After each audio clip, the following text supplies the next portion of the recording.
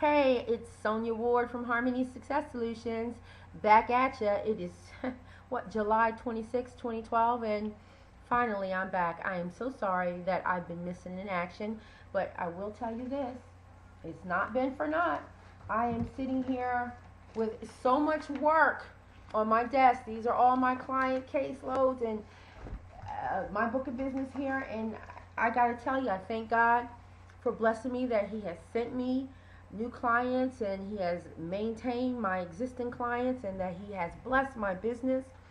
But it has made it difficult for me to connect with you on social network as I usually do. And I think it's important because I want us to continue to develop this relationship and to cultivate a relationship so that you can understand who I am and that we can form trust between one another so that when I say something to you, you trust that it's coming from a pure place. That's all that matters to me.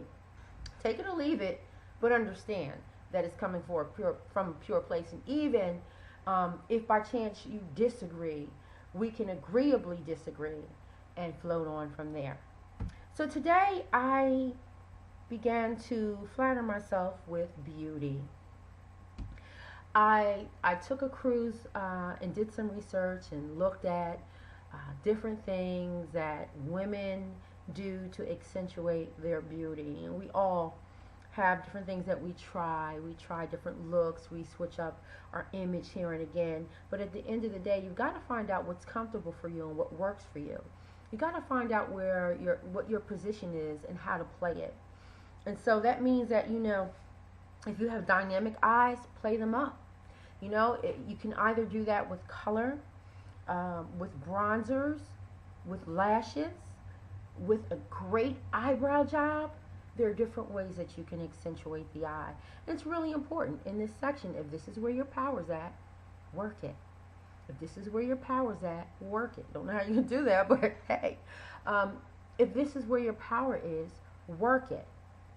And so, we are beautiful, every one of us. There is no such thing as a woman that was not created beautiful. Now, those who become ugly, it's an internal job. As is beauty, it's an internal job. And so, while I'm talking about accentuating beauty, many will think that that's superficial.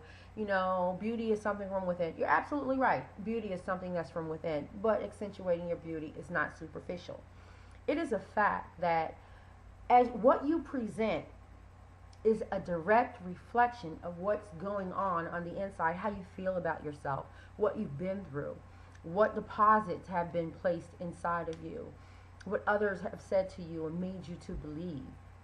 And it's really important that you understand who you are before someone comes along and tries to create or reshape you.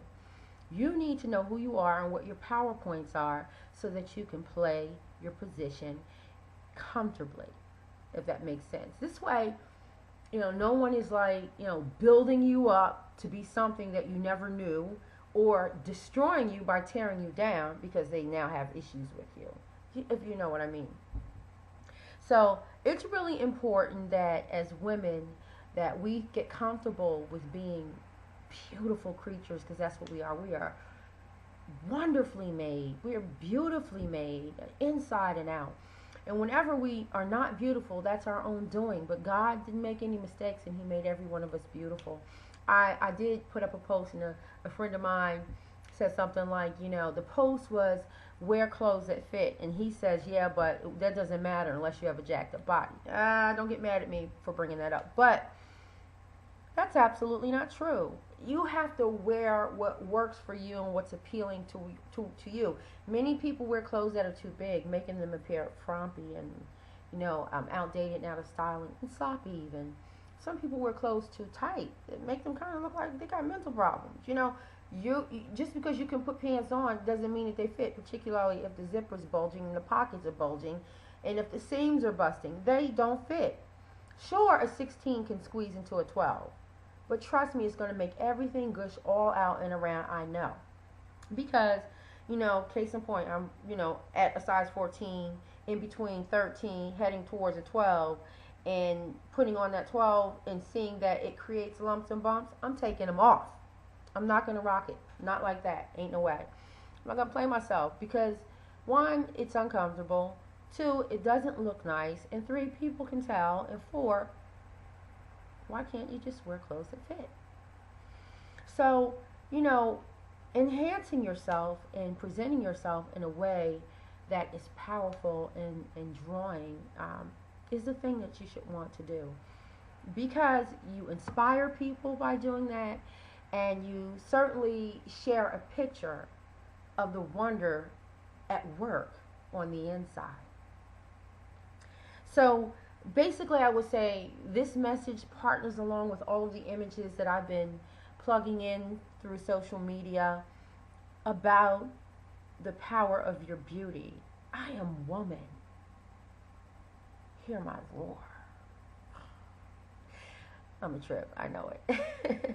But women, embrace the power of you. Sisters, embrace the power of you. Young ladies, embrace the power of you. Find out what works for you and work it to the bone. There is nothing wrong with fabulosity. Now, there's a difference between conceit and arrogance. By no means am I even trying to steer you in that direction. That's not what this is about. But this is more about embracing the power of you and feeling good about yourself and showing that through the reflection of what you present. What happens on the inside has to appear outwardly. And that means that if you want to take yourself to higher levels, then that means that you will begin to do things to present the light that's shining on the inside, you know? At the end of the day, I don't care what anyone says, no one's going to get out of bed with their hair all smashed up like mine is in the morning. Oh my gosh. I don't know if it's because it's so short, but if I lay on this side, you trust me, all of this hair is sticking up now and not laying like the rest of it, and I'm a hot mess. No, I'm going to pull it together because that's what we do. We present ourselves accordingly. I'm going to even go the extra mile to put on a high gloss so that my hair has a glow and a shine to it and it smells good. And I'll tell you, I use either the argan oil, but my favorite is the Moroccan oil. And it has such a pleasant aroma to it. And it is just wonderful in the hair. It doesn't leave an oily residue. You don't lay your head down and look back and have oil there. But it definitely nourishes and feeds the hair, gives it a shine, a gleam, and a glow. And it smells so good along the way. So, you know, get into products that work for you and not against you. Myself, I use a MAC product, Prep and Prime, and what that does is that grows the eyelashes, and it works. It works very well. I have also worn eyelash extensions before, and honey, when I tell you, you don't even need a stitch of makeup on. They just make the eyes pop. Try it. Find out what works for you. Go for the better product line so that you don't experience, you know, too many side effects like losing your eyelashes or whatever.